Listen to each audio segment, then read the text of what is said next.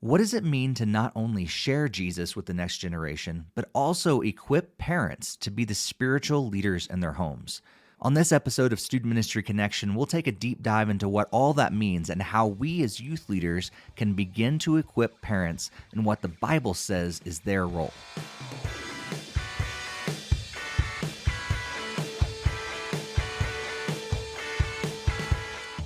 Welcome to Student Ministry Connection, a podcast for those who serve in student ministry, want to connect, and desire to grow. My name is Steve Cullum, and I've served in student ministry since 1999, and I'm currently serving with the National Network of Youth Ministries, where I get to equip, empower, and encourage youth pastors and youth ministries as they network and collaborate with each other to make a greater impact. As I've said in previous episodes, I've got caught up in what Doug Fields calls one of the biggest bait and switches in student ministry. We feel called into it because of our love for Jesus and making him known among teenagers, but we soon realize that we now spend a lot of time with our adults. Specifically, we need to invest in our team, but we also need to invest in parents and partnering with them. So what does that look like? As a young youth pastor, I was very overwhelmed by this idea. How could I help parents when I was barely an adult myself? So I started off working on my communication with parents, which is something that Michelle talked about on episode 118. If you missed that episode, I highly recommend you check it out to hear directly from a parent. This episode, though, I'm talking with Sam McDowell, a youth leader, a parent, and also author of the book Parent Equip, which is all about how we can restore parents as the primary spiritual leaders in their homes. It's something organizations like Orange and D6 have dedicated their entire ministries to. But what does it practically look like? Sam not only outlines a simple strategy that can be applied to many different settings, but at the end of the podcast, he also provides a way for many of you to get his book for just the cost of shipping. But before we get into any of that, let's pause to thank the sponsor of this episode. G-Shades is a youth ministry curriculum and teaching strategy focused on helping students see every life situation through the lens of the gospel. G-Shades has options to fit everyone with 3 plans to choose from. This curriculum gives you the resources that you need to do what you do better. Do you just need message outlines, a discussion guide, and a game? That's just over $200. Looking for a higher production value, including bumper videos, Instagram devotionals, and parent guides? That's just over $300. Or do you want an affordable, engaging video curriculum? G-Shades has you covered for just over $400.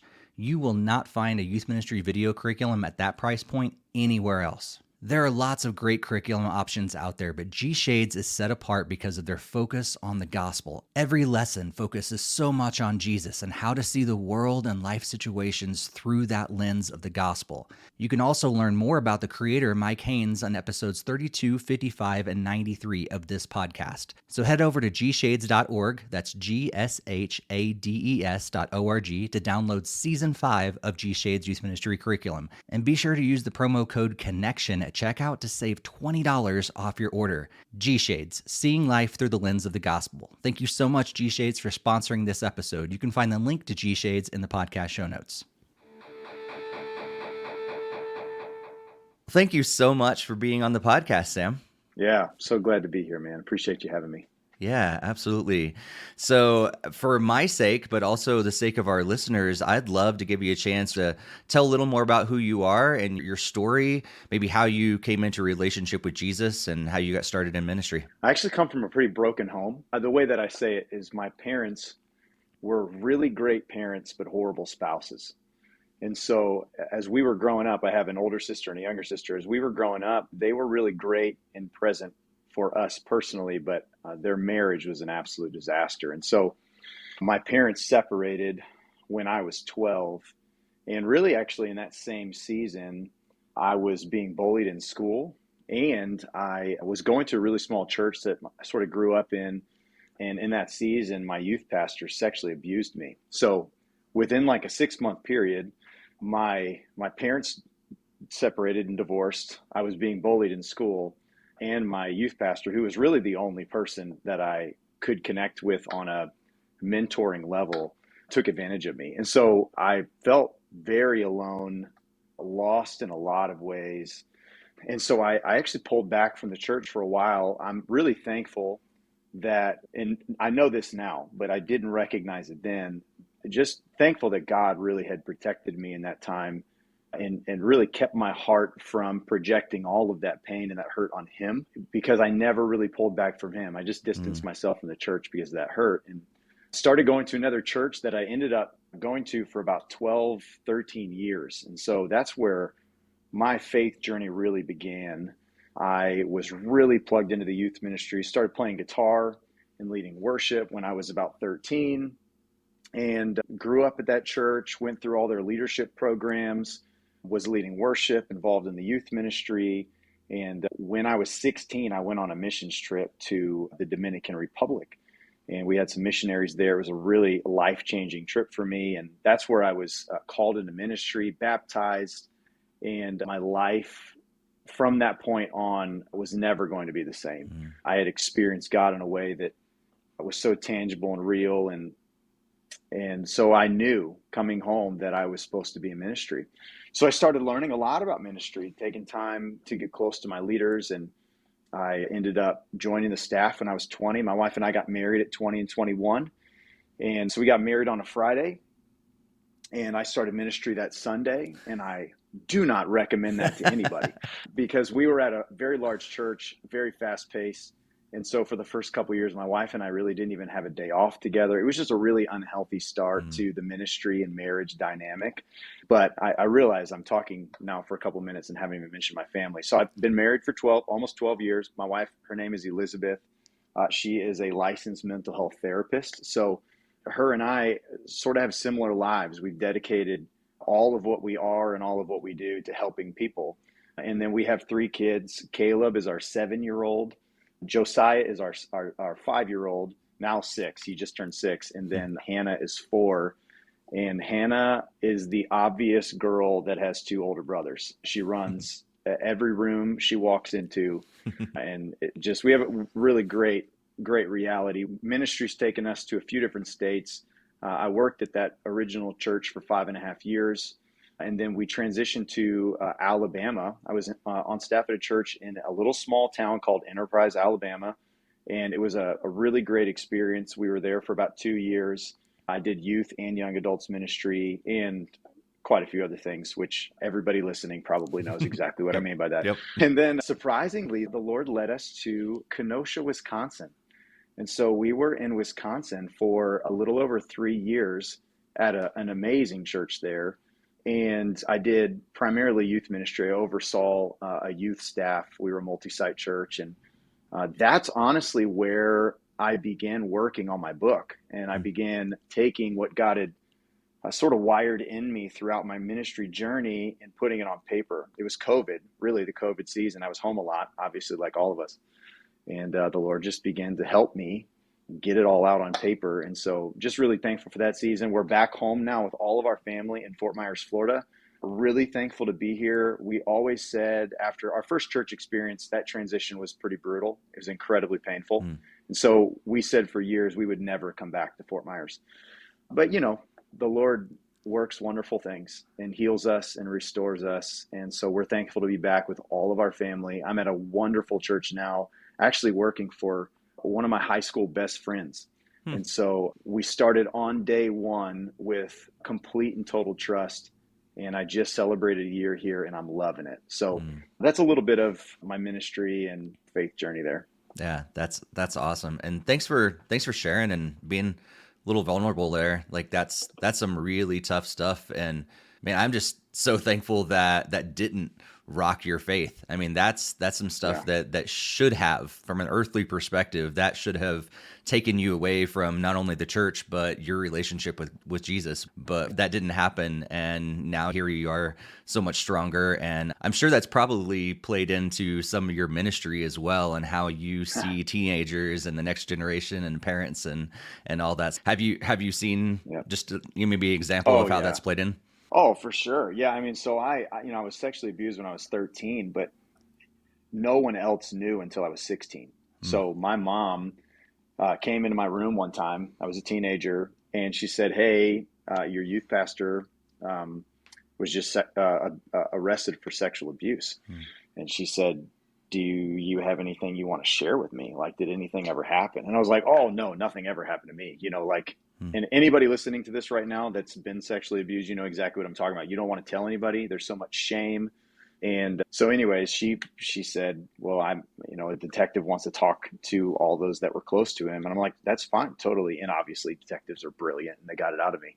But that next year, I changed schools and went to a Christian private school. So I did public school all the way up until my junior year. And the first week we had spiritual emphasis week. And I had a teacher, I didn't even know who she was. She just walked up to me. She said, I believe the Lord spoke to me that you are supposed to share your story. And she's like, I don't know what that means, but I really believe you're supposed to share your testimony. And I told her, I'm like, I'm okay. Like, I don't know anybody here. Yeah. I know like 2 people, and that's a lot. Like, I don't really want to share that. And she said, well, just pray about it. If the Lord leads you to it, let's do it. And obviously, he wants to use our story. He wants to use our testimony. And so I told her that I'd do it. I stood on stage in front of hundreds of students that I had no idea who they were. And I was that new guy and shared exactly what I just shared a few moments ago. And that week, I had almost 10 people come up to me, pull me aside and say, hey, I've never told anybody before, but the same thing that happened to you happened to me, and I don't know what to do. And really, it was in that season where I realized the power. Revelation says we overcome by the blood of the Lamb and the word of our testimony. That became a little bit more real to me than ever before. And so, yes, that has been a foundational key in my youth ministry journey, connecting with students, because so many students have been abused, whether it was mild abuse or horrible abuse. Abuse is abuse. And so I have no hesitation to share that part of my story, because God has been so good in revealing how the pain that I once felt can be used to honor him and glorify his name and really help people navigate what they've gone through. Well, thank you so much again for sharing that. And clearly, God has convinced you that leading within Next Gen Ministry is not just about impacting the next generation, but it's also to equip parents and, as you say, restore them as the primary spiritual leaders of the homes.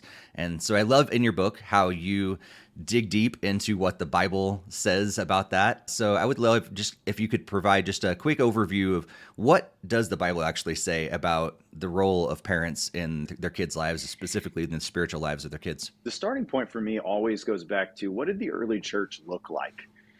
And that the way that the early church looked like doesn't have to be some like doctrinal, like this was it, so if you do it any other way, your way is the wrong way. I think we have to get away from extreme thinking. It's not one way or the other. We've got to figure out how to bridge what the early church looked like into today's world, not compromising the foundational pieces of what the early church looked like. But parents were with their kids all the time. And they didn't have church services. They gathered together in groups. They didn't have kids ministries. They didn't have youth ministries. They had parents. And so really over the years, I've just gone back to what God births, what God breathes out. It's perfect. Like, he does not make imperfect things. And so when we look at the book of Acts, we see the early church. There was a very intentional way the church exploded. There was a very intentional way that the church was birthed. And so that's always my starting point. Just what did the early church look like? And that was parents were close to their kids, and not just like hanging out and having fun in the discipleship process. The other thing that you see in the early church is it's not the priest or the pastor or the church leader that does the discipleship with the kids. It was the parents. And so that's the starting point for me. And then obviously in the first portion of my book, I give a bunch of scriptures that back it up. And really, nobody, I think, is going to argue with me on that. I mean, there's plenty of scriptures that back up the important, significant role, really the mandatory, and I don't always like using that word, but the mandatory role of a parent as the spiritual discipler in their child's life. And so the Bible consistently points to the parent's role, always. And so the question, though, is what do we do when the Bible points to that, but yet we see a significant amount of parents either not following Jesus or claiming to follow Jesus, but there is really no discipleship process or journey in their own life. So how can you implement into somebody else's life what you're not living out in your own, Yeah. And so that's usually my starting point when it comes to this. Yeah, I think that's huge, and I have noticed that over the years as well. My master's thesis was on mentoring, and I took an approach of looking at the secular view of mentoring, a biblical view of mentoring, but also Christian authors' view of mentoring. And it was really eye-opening to me as I took a deep dive into scripture as well. And it seems like we had kind of similar journeys on that, to realize that there were no programs, there were no mentoring programs, No. there's no big brothers, big sisters or something like that in the Bible. It was No. parents and Yep. grandparents investing in the next generation. They took that role very seriously.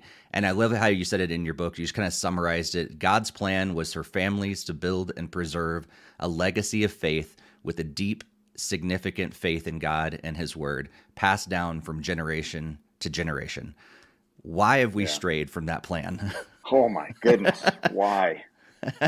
Why? I mean, because we lived in a jacked up world. That's why. I mean, parents, one of the reoccurring things that I tell youth leaders to do when they are around parents is to recognize that parents are trying the best they can with what they know.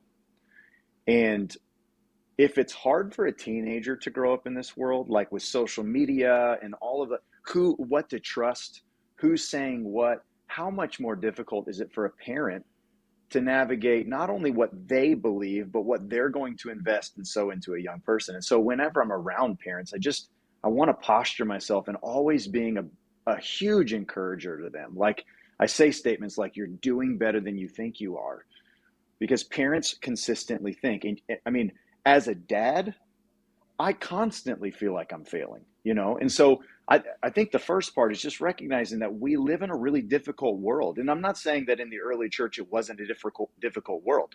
I just think that maybe things are a little bit more complex now. And we're also not just dealing with parents. Like, for instance, I'm a parent of 3 kids. I'm not just dealing with my own parenting journey. I'm also dealing with my upbringing, generational investment into me as a child. And there are constantly things that I'm having to like rid myself of that's not even really my own. It's my parents' stuff that was sewed inside of me. And so we're dealing with generations and generations and generations of either dysfunction or them being misled, misguided. And we see that throughout the church. I mean, the church, if you look at the church, there's a wide span of approaches and philosophies. And I don't know if that was the case right in the beginning of the early church. I mean, it was pretty consistent. Like they did things the same way, but over time, the chasm just grows larger. And while I believe deeply in this book, and while I believe deeply in other pastors and leaders that talk about equipping parents, I also recognize that no matter how hard we work, there's still going to be a massive void.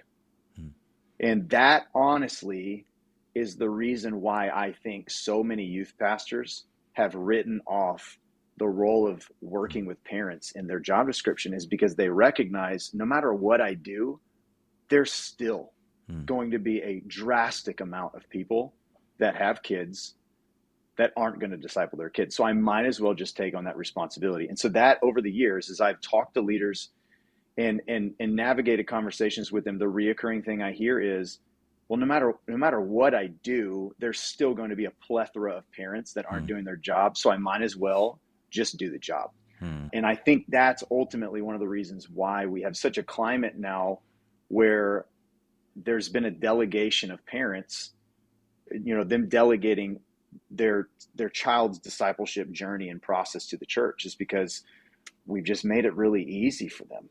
And so anyways, I don't know if that answers your question, but that's I would say one of the reasons why. Then there's a bunch. Why we're where we're at today is just time. Over time, things just sort of, we live in a sinful world. This is sort of the enemy's dominion. And so things are just progressively going to get more progressive and progressively going to get worse. And so we just oftentimes take the back seat and say, well, we'll just respond to culture, and parents aren't going to do their job, so we'll just do it for them. And I think that's over time one of the reasons why we're seeing what we're seeing. Yeah.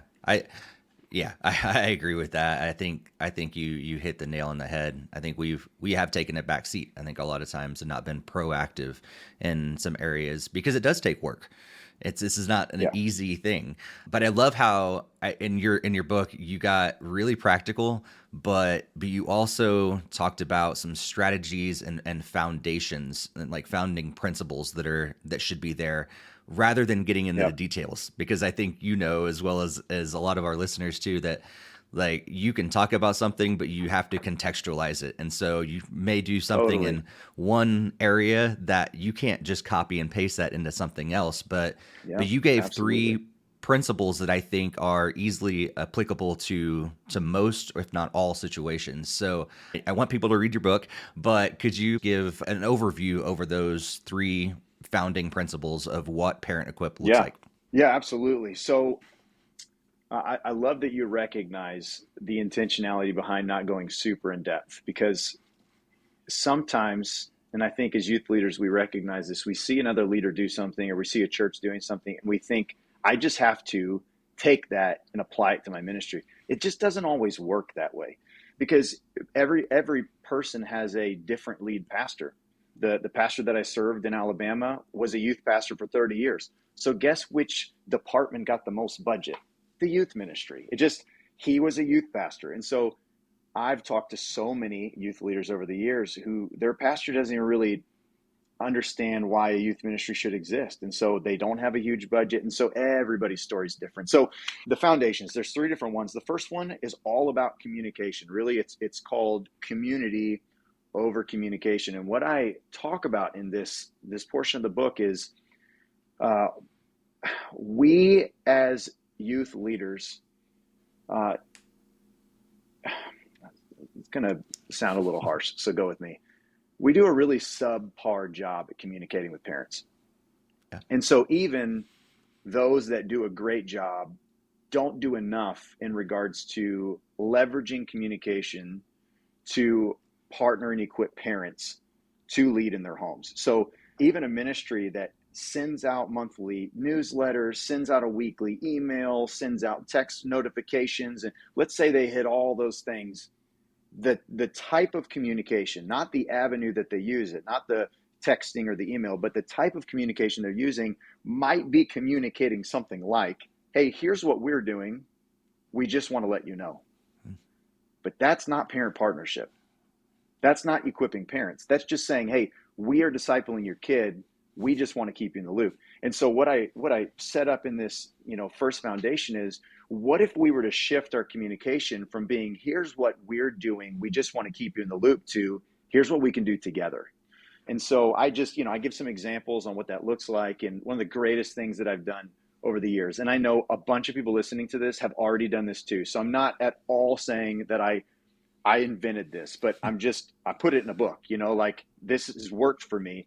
A Facebook group. I mean, a Facebook group has been remarkable over the years because what you do is you get people into a group, which is a community, and you create dialogue. And so that's what the community over communication is a multifaceted communication dialogue that we have not only to parents, but with parents. And so that's like the foundational piece of the whole Parent Equip strategy. The second one is family ministry over student or kids ministry, or youth or kids ministry. So it's recognizing that as youth leaders, while our title says youth, we have to shift the way we see that title playing out in the family unit. And so what I've done over the last, I don't know, probably 5 or 6 years is, while my title has been youth pastor, I've just seen myself as a family pastor. And whenever I talk to youth pastors or kids pastors or directors or leaders, I just say family, because we can't just neglect the parents in efforts of discipling the student. And so I talk in that, how we do that. What are some ways that we can begin to change the way that we leverage our ministry, not just to impact the student, but to impact the family. And so that is a very practical, very simple things. But, and this is what it, usually always come back to, or what it comes back to. We're running really fast. And I believe if we're going back to the original question you asked, why have we gotten to this point where parents aren't doing what they're supposed to be doing, youth leaders aren't equipping parents? I know that youth leaders are busy. And whether they're busy for the right reasons or the wrong reasons, they're busy. Yeah. And what we have to do is commit to stopping for a season and reevaluating why we do what we do. And in my last ministry experience, that was a big part of honestly why I'm no longer there. It's because I realized that for so many years, and this is part of me growing up in a mega church, it was always about the grind. It was always about how many more students can we save, instead of, are we even genuinely discipling people? And if we're moving too quick, very often our values, I think, won't align with God's values. And we will begin to major on minors, and we will begin to spend time on things that maybe aren't as valuable as if we were sitting, face to face with Jesus. I don't think they would be as valuable to him. And so that's what that family ministry over student ministry thing is. And then the last one is I can't say it's my favorite. All these are my favorite. But this is like the heart. It is important for us to see parents as heroes. So that third foundation is making heroes over being the hero. And what youth ministry has sort of turned into, and I actually project kids ministry turning into this as well, because what I see, and I don't have the grand perspective, but what I'm seeing right now is the hiring process in kids ministry. People aren't just hiring the brilliant kids ministry minds as much anymore. I really think they're hiring really big personalities. And I think we could potentially see in kids ministry what we're seeing a lot in youth ministry right now. And that is where students and kids look at the leader as the legend. We say that all the time in youth ministry. I can't tell you how many times I've been called a legend by people, and I look at them, I'm like, I've only been in youth ministry a decade. Like, you can't call me a legend. Like, yeah. I'm not even old enough to be a legend. Like, but we say those terms all the time. And while I'm not against really trendy clothes and, Jordans and all the shoes, we relate so much with students, and I have no problem with it. I'm literally wearing Jordan 1s right now. So I have no problem with it. But I think what we've done is we've, in pursuit of connecting with students and relating to them and getting close to them, we've sort of become icons in their life, which makes them look at their parents as old. They don't know what they're doing. And so we have become the heroes in the lives of students instead of their parents. And don't get me wrong, I know some of you are already thinking right now, those that are listening, yeah, but not all parents are heroic. I get that. I know that there are some really jacked up parents. And so I'm not at all claiming that if you have the title parent, you're incredible, you're doing it. I'm not saying that. But I would say, and I would really challenge anyone that opposes this thinking, majority of parents are heroic. Majority of parents are trying their best. And while they might not be leading their kids down the right path, they're still doing their best that they can to love their kids. And while it might not be the ideal way, we can infiltrate their home by building relationships with those parents, and then over time beginning to help shift the way that parent does what they do. And so we want to make parents heroes. I'll tell you a really fast story, and I don't want to go too long, and I want to honor that. But I was teaching at a parent night. We had quite a few parents in a room, and I was teaching on what it meant to be a hero. And at the end of my teaching, I asked this question. I said, raise your hand if you would say that you have a spiritual hero in your life. And majority of the parents in the room raised their hand. There were hands all over. And I said, okay, I want you to keep your hand up. Don't put it down. Then I said, if you would say that spiritual hero was a parent, I want you to keep your hand up. And majority of the room put their hands down. And I looked around and I said, parents, one day your kids are going to be sitting in a room like this. Are they going to keep their hand up with that second question? And I think that's what it comes down to for all of us youth leaders. Are we leading in such a way where we are supporting parents so that they can be the true heroes of their kids' faith. Mm. And I'm just one of those guys. And I know there's a lot of you out there that believe this too. I think we can do it.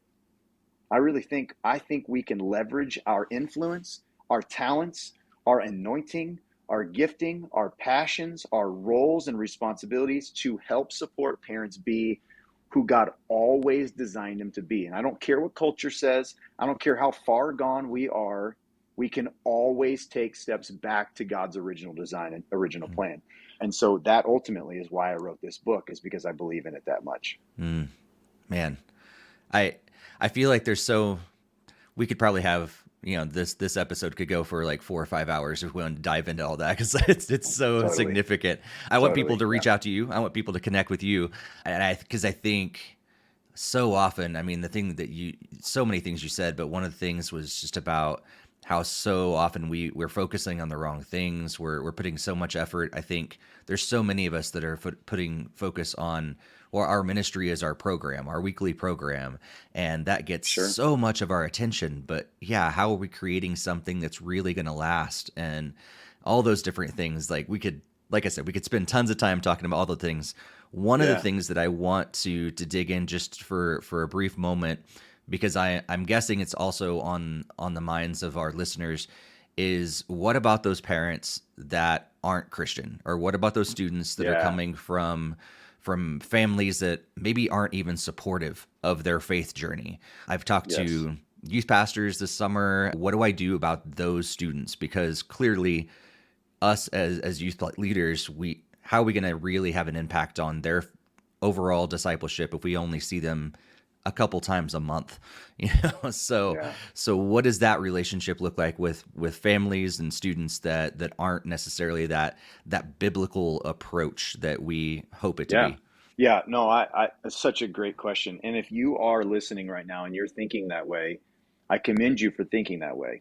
But I would also warn you to be hesitant to allow that thinking process to be why you don't engage parents as a whole. I think that's what I found over the years is people say, well, there's just a lot of parents that are disengaged or they're not followers of Jesus.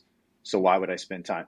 And I think we just copy and paste that on all the students. But that's, I think, a minority of people. So I tell a story in the book of this exact thing. There was, in my youth ministry in Alabama, there was this brother and sister that randomly showed up one night in our youth ministry. And the way that it happened was mom pulled up in her car. She actually passed all of our cones. We didn't allow cars to drive in front of where, our entrance was, but she just drove right by, pulled up to the front. Kids got out and she dipped. She got out quick. Didn't even get out of the car. She just didn't even put it in park. She just said, get out and go. And so I, started building relationships with this brother and sister. And over time, I'm like, hey, there's, obviously they're very lost. They don't have a church background, but they are soaking this up. They got plugged in really quick. They loved being in small groups. The brother was playing games, pre-service games and all that. And so I knew that I had to get connected with this mom. I just had to. And so our camp season was coming up. And by the way, those of you that are listening, you're like, yeah, how do you get parents' contact information? Sometimes it's doing this. She wouldn't give numbers. She wouldn't sign a kid up for nothing. She wouldn't check a kid in. She wouldn't give any information at a first time table. Like, nope, she just pulled up. And so I went out to the car one day and I just stuck my hand through the window and said, hey, I'm Sam. And I just introduced myself and said, hey, I'm loving your kids being here. They're fitting in really well. And I wanted you to have my number. And if there's anything that I can ever do to support you and your family, just please let me know. And she was super caught off guard. Like she was giving me weird looks and she's like, thank you. And her kids got in the car and she drove off. Well, the next week we announced our summer camp that was happening. And I told the brother and sister, I'm like, hey, you guys have to get to this. And they're like, we can't afford that. And I'm like, don't let money be a thing. Like, we'll get you there. It's not a big deal. But mom wouldn't do it. Mom didn't want to ask for money. And so one day I walked out and I said, hey, mom, there's me just building relationships with the parents. Like, I just want to treat them like they're gold, So I walked out and said, hey, mom, I've got a question for you. If we pay for your kids to go to camp, would you let them go? And she turned her head to the side. She says, are you serious? I'm like, of course I'm serious. I would love for your kids to come to camp and we'll do whatever we can to get them there. And she like sat there for a moment. She's like, I don't know. Let me think about it. And she like drove away. And I'm like, gosh, she's playing hard to get. Like, this is tough. So anyways, long story short, they go to camp and we get to camp and the brother, his name's Jermaine, brother is having the time of his life. He's flourishing. He's engaged in services. You can tell that God is grabbing hold of his heart. Well, his sister was really struggling. She had some social anxiety, did not like being away from mom. And so she started attaching herself to her small group leader in an unhealthy way. Like the small group leader could not do anything in small groups. This girl was demanding all the time.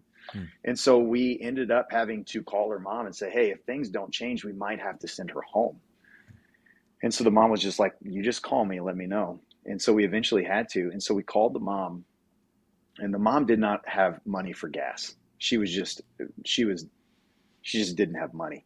So she drove all the way down. It was like a 2-hour trip, and came, and she watched us just for the last 10 minutes care for her daughter and love on her daughter and encourage her. And then we walked her to the car, and I pulled the mom aside and I handed her some cash. And I said, hey, I know that this was super unfortunate, but we just want you to know that we love your family and we love you and we love your kids. And if there's ever anything that we can do to support you as a mom, we just want you to know we're here. And she starts crying. So that story, I could tell multiple stories like that over the years, because my priorities were focused on how can I help support these moms and these dads. And so when it comes to parents that are disengaged or lost or totally against things, just pursue them, because there's a good chance they don't want to admit it. There's a good chance they're desperate for help. They don't know what to do. And if you keep asking how you can help them, they'll give you an opportunity to do it. That's so good. And I think it just really comes down to that intentionality, right? That just being incredibly intentional, knowing what your purpose is, what your actual vision for that ministry is. It's not just to run a great program and bring in a ton of kids, but it's to make that generational impact. Like you said, making the right heroes of the right people, all those different things, but taking that intentionality and taking the time and the work that it takes to put into making that happen. Sam, it's been awesome to have you on the podcast and allow our audience to connect with you. And so I would love for you to let them know how they can connect with you more, how they can reach out to you, maybe ask you follow-up questions or buy your book or all that stuff. Yeah, for sure. Well, man, I just want you to know I'm so grateful. I appreciate you asking, and this has been a treat. I'm grateful for all of what you do. I know I mentioned to you earlier just about those other podcasts that I listened to that you've hosted, and just keep it up, man. You're making a huge difference. And I wanted to highlight, if you haven't listened to, I wrote it down, the Starting and Rebuilding a Youth Ministry. That was not too long ago. I just listened to that one. And the reason why I did is because our family pastor just stepped down. And so I'm running our youth ministry right now. And I'm like, I've actually never led a youth ministry this small. And so I listened to your podcast. It was great, dude. It was really good. So anyways, how to connect. The first thing is, I obviously would love to get a book in your hands, those of you that are listening. And I want to highlight those of you that are bivocational. I just really have a heart to support those of you that work other jobs. I want to give you a discount, really just to only pay for shipping. So if you go to my website, you can go to parentequip.com or sammcdowell.com. You can find it both ways. And if you use the discount code SMC for Student Ministry Connection, SMC, it'll take the price from $16 to just $5. So that's just paying for shipping, because I ship them out of my own office. I want you to have the book. And then you can connect with me on Instagram, Sam __. Yeah, I'm that guy. McDowell. I didn't get the one underscore. That's okay. You can, message me there, or I like to give up my phone number. I'm that guy. So you can text me 239-691-0039, and let's talk parent ministry. However I can support you or just be an encouragement, just let me know. Wow. Thank you so much. And that's incredibly generous. Yeah. To be able to give that discount. Yeah. There's so many youth leaders that are bivocational and trying to make it happen and have even less time to pour into their ministry and trying to do that. So thank you so much for that. I'd love to give you a quick opportunity here at the very end just to encourage our audience. Anything that you'd like to share as we close out? Yeah, I mean, just like I would tell parents this, I'll tell you, you are doing better than you think you are. Like, don't give into the lie that the work you're doing is not as effective as it could be. Just keep going. But here's the caveat to that. Don't wander forward aimlessly. Really ask the question, why am I currently doing what I'm currently doing? And don't be afraid to reevaluate your ministry why. I talk about that in the book. Like, don't keep doing something without knowing the real why. And the last thing that I would say is don't forget to care for yourself. Your ministry will be there tomorrow, whether you're on the team or you're not. Your ministry will be there tomorrow. And if your ministry isn't there tomorrow, there will be another ministry that you could be at tomorrow. But what we often do is forget to care for ourselves. And so please take the time to slow down. Very rarely do I find a healthy leader that is running at an unhealthy pace. And a statement that I live by now is there's nothing heroic in giving all of yourself until you have nothing left. There's nothing heroic in that. And so reevaluate your why, slow down, and don't forget to just take care of yourself. Because if you are healthy, you will be able to invest in a healthy way into your students and into the families that make up your ministry. Man, that's such a good word to end on. Thank you so much, Sam. I know our audience has loved having you on today. I've loved having you on, getting to read your book, but also having this chat with you today, and just praying that God blesses you and your family, your ministry, and all that you're doing for God's kingdom. That's great. Well, thanks a bunch, man. Appreciate you. Thanks for joining us for this episode. I hope it's not only given you an opportunity to connect with Sam, but to also grow in your ministry. And if so, please let us know, either on social media or send us an email to studentministryconnection@gmail.com. And if you know someone else who might enjoy this podcast, be sure to share it with them as well. If you'd like to support my ministry through National Network of Youth Ministries, please follow the link in the show notes where you can sign up to be on my prayer partnership team and my financial partnership team. I still have a ways to go before my ministry is fully funded, and so I've set an end of the year goal.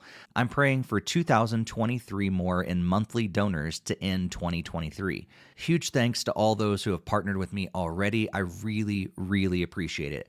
And if you're interested in joining my team, please follow that link in the show notes or reach out to me. I'd love to talk to you more about how you can partner with us. And before we go, I also want to thank G Shades for sponsoring this episode. Check out their website at gshades.org and use the promo code CONNECTION to save $20 off your order. And while you're there, be sure to check out their blog and also the book from G Shades founder Mike Haynes. We'll be back in a couple weeks with our next episode, so make sure you are subscribed and anyone else that you know in student ministry is also subscribed. But until then, be sure to stay connected and may God bless your ministry.